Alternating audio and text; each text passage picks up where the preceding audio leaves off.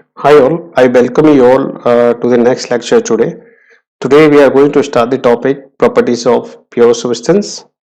Right. Prior to that, we have covered the second unit. In that, major topics were the second law of thermodynamics, concept of entropy, concept of availability of pure substance, and in this chapter particularly, we will be dealing with properties of steam. Right. How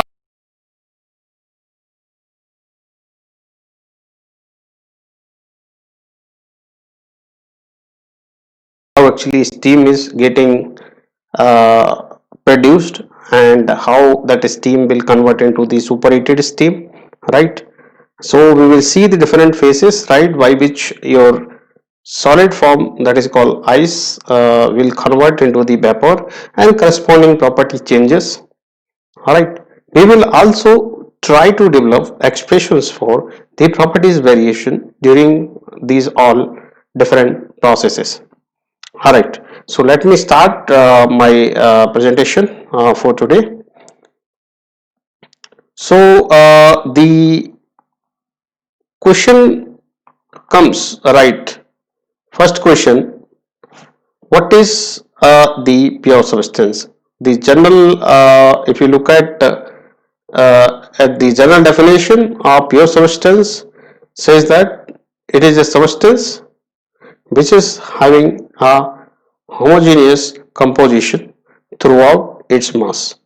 Alright, so at mass basis, if you look at, it will have homogeneous composition. So the required condition says that it is a single element system, right? But it may have different phases. Take example like here. If we consider just nitrogen, right? It is a single element system. It can be considered as pure substance, as well as pure air, right? Dry air, that will be considered as pure substance, and that pure substance may exist in one or more phases, right? But required condition is it should be one component system. So take example of H2O. H2O may be in the form of liquid. It may also be in two phases in some cases. Let's suppose for H2O we know the boiling point temperature, which is nothing but 100 degrees Celsius. All right, so the moment we are reaching nearby 100 degrees Celsius, right, our liquid water starts evaporating, right? Still complete water will not convert into the steam, so it will be a two phase. So even though the water vapor that has been produced, it has been produced from the single element, single component, that is from the water. So the mixture of liquid and water vapor will also be considered as a pure substance. Similarly, if it is air, right, air in the form of mixture, right, some is dry, liquid and vapor, that will also be considered as pure substance. So as I said that a mixture of liquid and water vapor is a pure substance, but mixture of liquid and gaseous air will not be considered as pure substance. The moment we are mixing liquid and gaseous, right, it will have a two different compositions, right, and it will not be a single element system. So different examples are water. Water may exist in solid, liquid or vapor phases. Similarly, mixture of liquid, water and water vapor will also be considered as pure substance. Carbon dioxide is a single element, right, gas, right, which is also an example of pure substance. Nitrogen, mixture of gases such as air, as long as there is no change of phase, will be treated as pure substance. What are the different phases of pure substance, right? So the substance can exist in different phases, that is at room temperature. If we look at the example of copper, which will be in the form of solid. If we look at the mercury, which will be in the form of liquid, it can exist in different phases under various temperature conditions, like it may be a single phase, it may be a two phase, all right, or it may also be a multi-phase, right, depending on the conditions.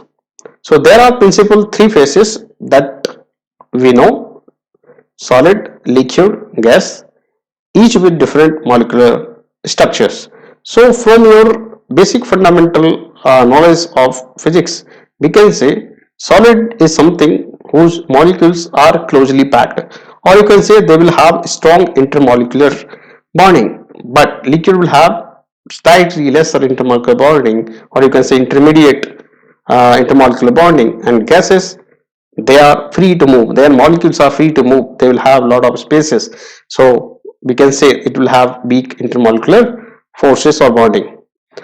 So there are many practical applications, right? You may find in day-to-day life where a pure substance may exist in two phases, right? Still in equilibrium, like take the case of boiler, right? Especially in steam power plant. In boiler, what happens when you are heating it up, right? Its temperature increase, liquid temperature increases, and liquid uh, is started evaporating, right? Still complete liquid has not been converted, right, into the vapors. It will be a mixture of vapor and liquid, right? Then that vapor, as it is lighter, will come out and will utilize it for producing the mechanical work. So in that case, similarly, there are various other examples where you will find a pure substance will be basically existing into the two phase. So, as I already discussed, right, how to differentiate between solid, liquid, gases, we will differentiate based on the intermolecular forces and their respective positions. So, if we look at the solid, all molecules are closely packed. Right, you look at these are closely packed, but in liquid, they are slightly, distance apart, right, compared to the solid.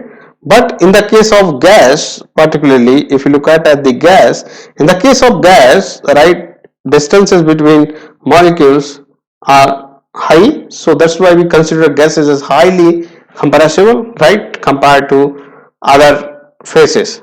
So solid means strong intermolecular bonding, liquid means intermediate intermolecular bondings, and gases will have very weak intermolecular bonds. How actually phase change process occurs? So let's consider a closed system. Closed system, that is called fixed mass system. Mass will not vary.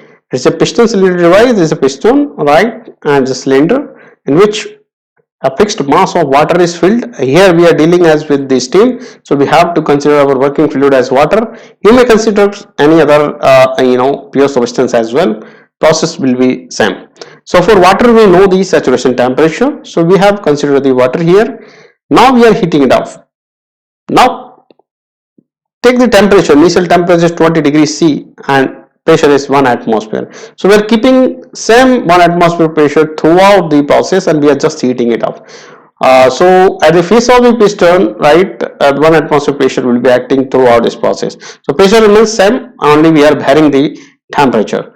So the first condition, when temperature of water is below its boiling point temperature, that also we say as saturation temperature, the water will be considered as compressed liquid, right, compressed liquid.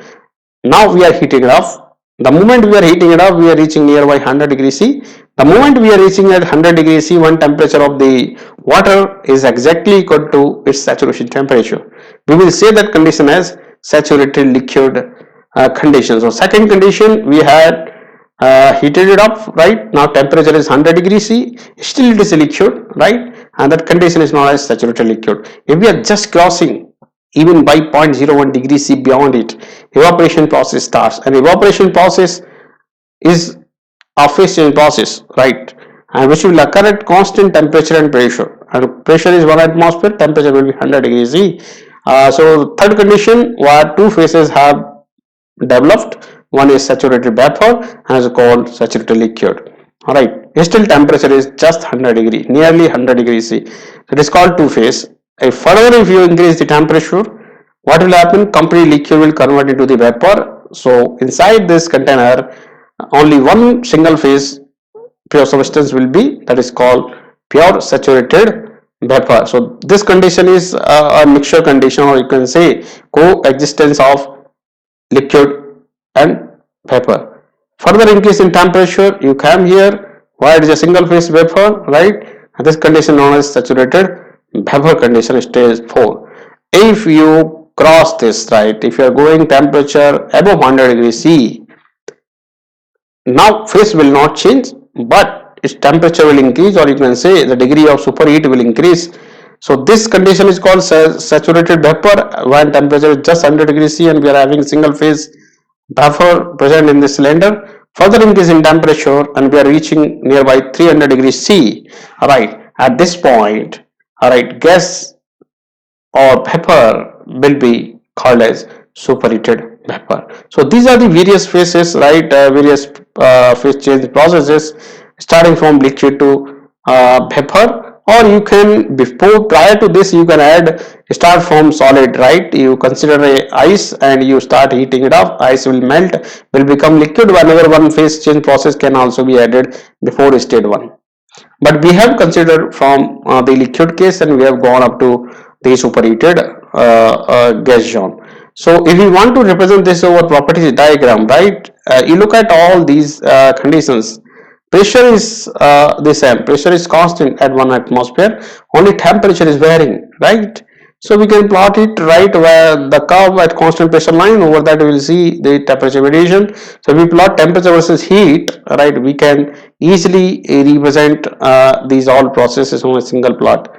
So if we look at this plot, this is the temperature versus heat, right? So this is the first condition, look at here, which is at 20 degrees C, which is lower than the saturation temperature, which is represented by the T suffix S. So T suffix S basically is the saturation temperature, and saturation temperature basically also known as the boiling point temperature, right? Boiling point temperature. So any temperature below the saturation temperature will be called as compressed zone, and the liquid in this zone here will be called as compressed liquid. Now you are heating it off, right? That means water is absorbing the heat sensibly, right? That is called sensible heating, right? H suffix F, that F notation is given for the liquid, is a liquid. Now you are start heating it off, you reached here just at the saturation temperature, and this condition still is a liquid, and which is known as saturated liquid. Now the moment you have reached the saturated liquid line, further increase in temperature, evaporation process starts, right? So this horizontal line is representing the evaporation process, right? And with further increase in temperature, you have reached here, that is called superheated vapor, basically superheated vapor. So this is a superheated vapor at the right of the vapor dome, right of the vapor dome you will find the superheated vapor. So just you are crossing the temperature above the superheated vapor, what will happen? Alright, what will happen? Now it has a single phase, but it is a superheated vapor, right? So temperature, any temperature of vapor greater than the saturation temperature will call superheated or degree of superheat. So somebody want to know what is the degree of superheat, you can take the difference between the given temperature and the saturation temperature of the vapor. So just you understand these points. First point, this is called compressed liquid. Second point, you reached here at vapor dome, that is known as saturated liquid condition. Right side of this vapor dome, which dome I am talking about, this dome is known as vapor dome. Right side of the vapor dome here, right exactly at meeting point, is called saturated vapor. Anything right side of it, right crossing it, is called superheated vapor, and this side is called compressed vapor. And the area under this line, you look at this is called latent heat of evaporation, right, represented by H suffix F G. F means liquid, G means gas. This is a two-phase zone, right? That's why we are saying latent heat of mixture, HFG. This is the degree of superheat or heat of superheat, as suffix SUP, superheat, and this is heat supplied sensibly to the liquid, as suffix F. The same curve, if you want to draw over the temperature versus volume, right? Now temperature and volume is here. Whatever curve you are drawing, these are isobaric curve, right? Constant pressure lines, right? So now in this case, we are starting from the solid, right? Earlier in the first case, we started from the liquid. Liquid was here, then just we drawn this. Now from solid, right? This solid means this is ice, Now you start heating the ice, what will happen? It will start melting and convert into liquid. With the melting process called fusion process, it is a phase change process here. This we can draw horizontally. Now you come here at liquid, then from liquid you start heating, you come to the saturation temperature or saturated liquid condition. Further increase, evaporation started. Now here saturated vapor, and beyond that is superheated vapor. So just look at this line. This line is called solid line, basically solid line. And once after this become liquid, this is liquid line. This is also liquid line. This is a fusion line, basically the phase change process. Now this is a saturated liquid line. Left side of this vapor dome, right, is called saturated liquid line. Right side, this curve is known as saturated vapor line. If you look at the vertex point is known as critical point. Critical point. Why do we say this as a critical point? We say it as a critical point because beyond the critical point, right, there is no difference. You cannot exactly say what is the phase of the pure substance if you are crossing the critical point. Phases can only be identified below the critical point, right? You can only here you can say what are the different phases. If you are crossing this critical point temperature, if you are somewhere here, you cannot exactly say it is a liquid, it is a solid, right, or it is a vapor. Exactly you cannot predict. So if you look at under this vapor dome, right, this is a vapor dome. Inside that, if you look at it is a mixture of liquid and vapor, right? That's why it's written as liquid plus gas. Left side of this vapor dome here it is a liquid, right? Here solid plus liquid. This is the solid, and this line, this horizontal line that you have drawn, right, it is connecting with the solid line. This is solid line, this is a liquid line, this is the vapor line. So it is connecting all these three lines. That means it is the temperature at which all the three phases are in equilibrium, and that point temperature is known as triple point temperature, that already got defined in the introduction chapter. Value is 273.16 degrees C. Alright, so anything below the triple point will be the solid plus gas, because here liquid cannot be defined. Liquid condition will be defined only of the triple point line. So if we draw the same curve over the pressure and volume, right, look at the pressure and volume. If you draw here, you can draw the vapor dome, right. Now as this pressure and volume, so whatever curve you will be drawing, those are known as isothermal, because temperature only will be constant in the case pressure and volume is varying. Look at this curve and this curve. This is constant temperature line, this is also constant temperature line. This is a critical point as similar like critical point. So this is liquid line and this is the vapor line, clear. And this is the saturation temperature line, right. Corresponding pressure is saturation pressure.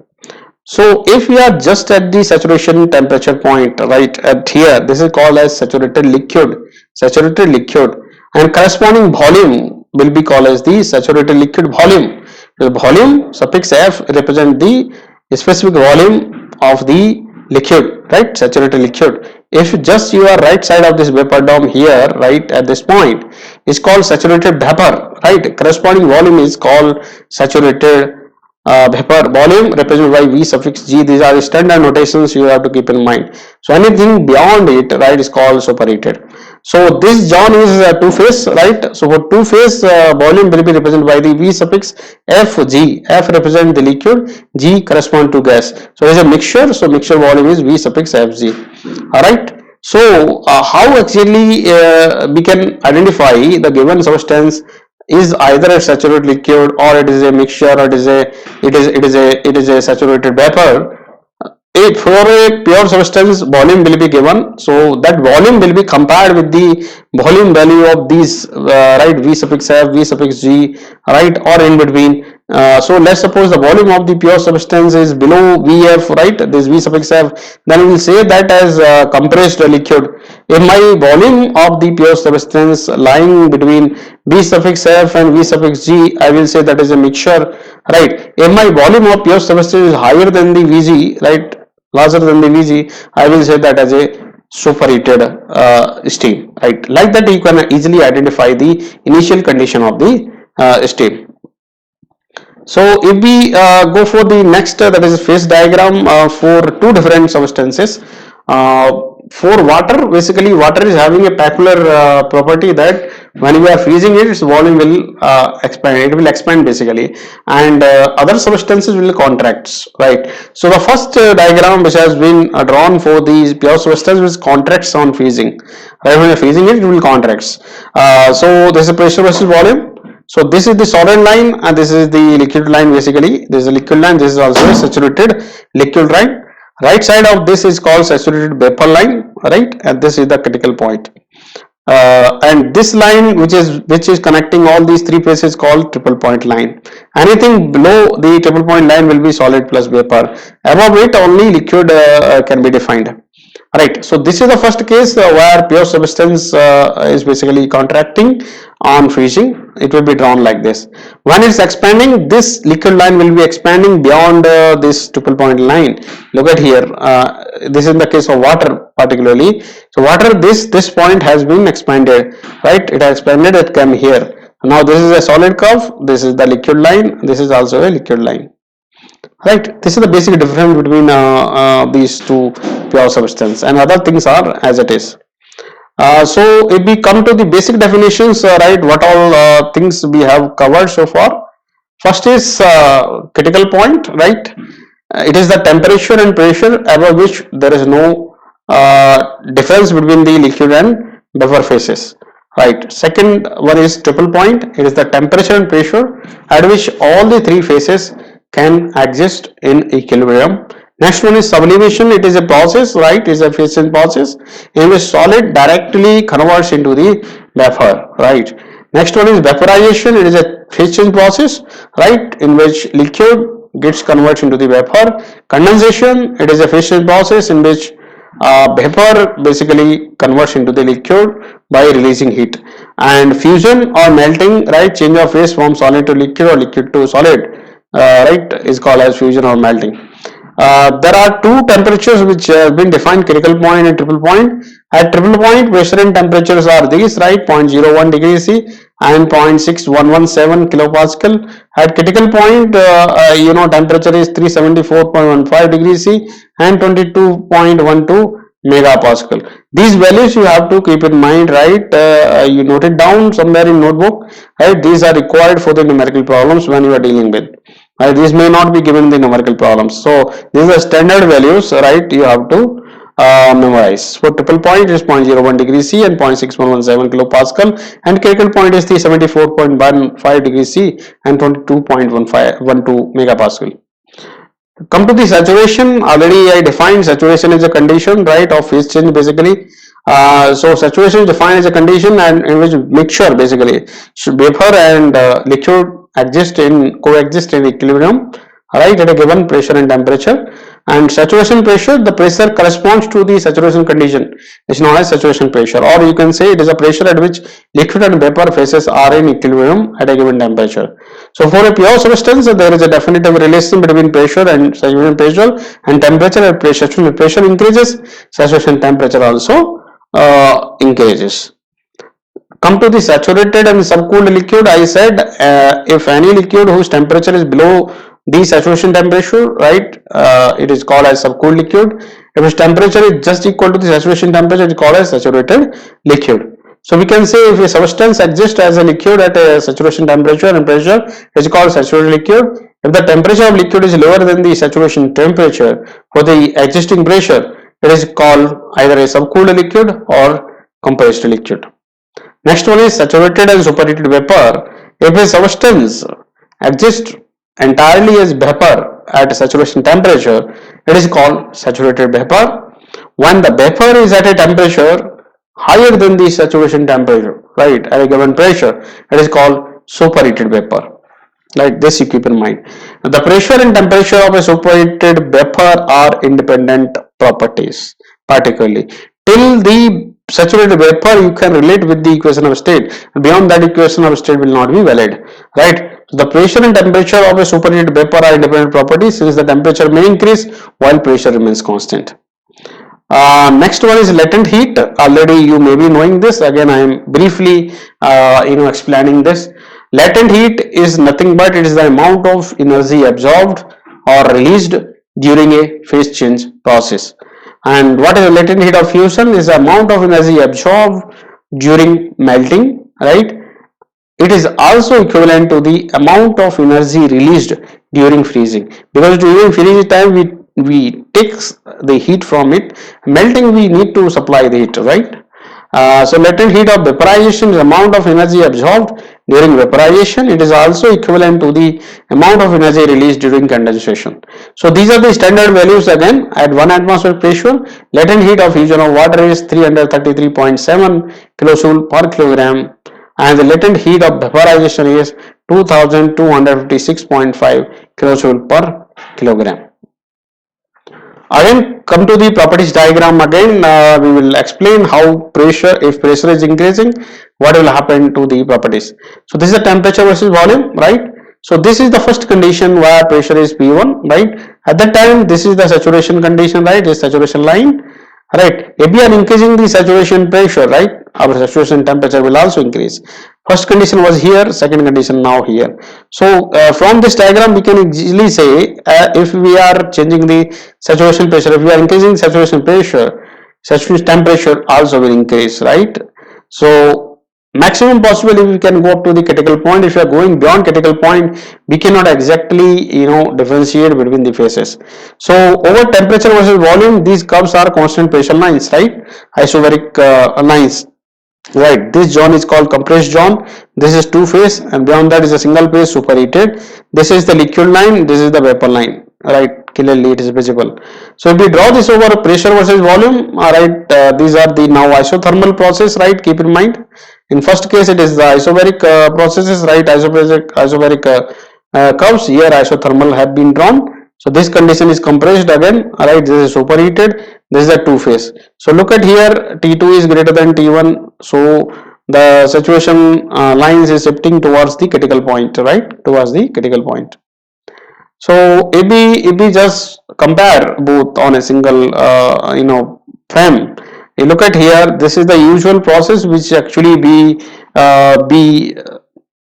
explained, right? So it is like this is a compressed liquid, then increased, we came to the saturation condition, saturated liquid. This is a phase change. Here this condition is called saturated vapor, and beyond that is called superheated vapor. And this is the critical point, and beyond the critical point we cannot exactly say which phase it is. All of a sudden from liquid to gas it will go, right? Liquid cannot be defined. So this curve, whatever you are drawing, these are the isobaric curve, right? Because the temperature was volume, isobars, right, can be drawn in this way. So here pressure is greater than P critical, here pressure is below than P critical. So pressure lower than the P critical, we can define different phases. If we are going at a pressure higher than P critical, we cannot exactly say what phase it is, right? So over pressure versus volume, these are the isothermal, right, curves which you are drawing. This left side curve, this as you are seeing, this is known as basically the saturated liquid line. Right side vapor dome, this is called as saturated vapor line. If you are crossing this, everything here is called superheated vapor, and anything left side of this is called compressed liquid.